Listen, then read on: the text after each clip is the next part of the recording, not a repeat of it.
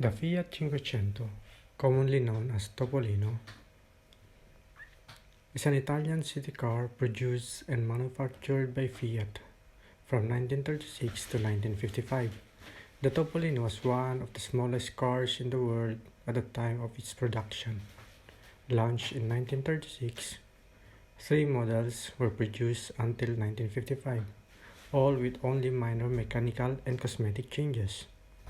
It was equipped with a 569cc 4-cylinder side-valve water-cooled engine, mounted in front of the front axle, later an overhead valve motor, and so was a full-scale car rather than a cycle car.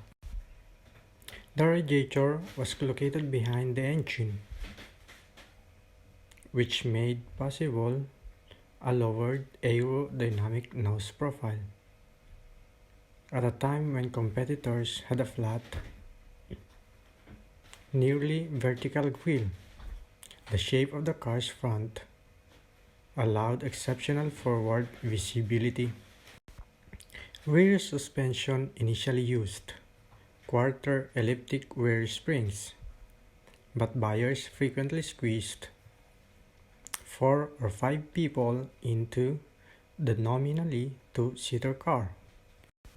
And in later models, the chassis was extended at the rear to allow for more robust semi-elliptic springs with horsepower of about 13 bhp.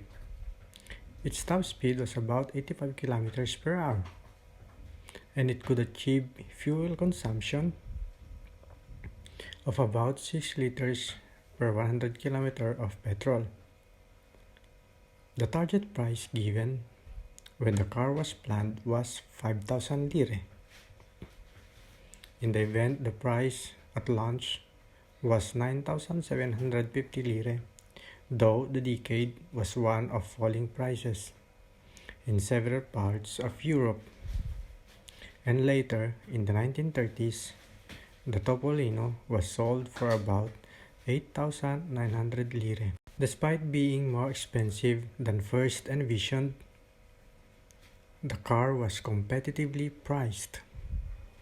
Nearly 520,000 were sold. 3 models were produced.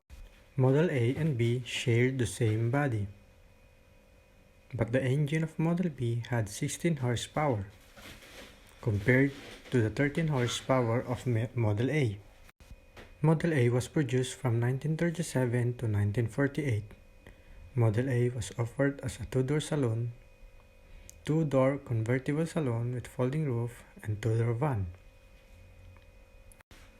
Model B was produced in 1948 and 1949. Model B also introduced a 3-door state under the name Cinquecento B Giardiniera Estate car. The Giardiniera was at the beginning only available as so-called woody, an outside ash frame being used instead of steel, and was available in 7 metallic colors. Then it was later renamed Belvedere. The wood was replaced with metal.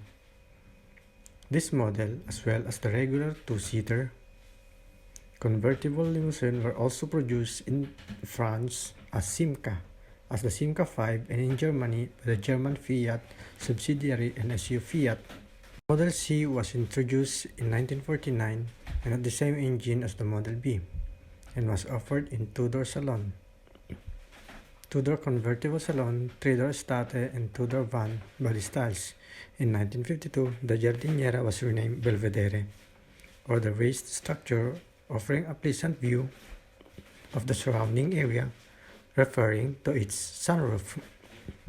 Model C was produced until 1955. Same year, the larger rear-wheel drive Fiat Seicento was launched by Fiat, and it would become the design basis for the new Fiat Cinquecento, the Nuova Cinquecento.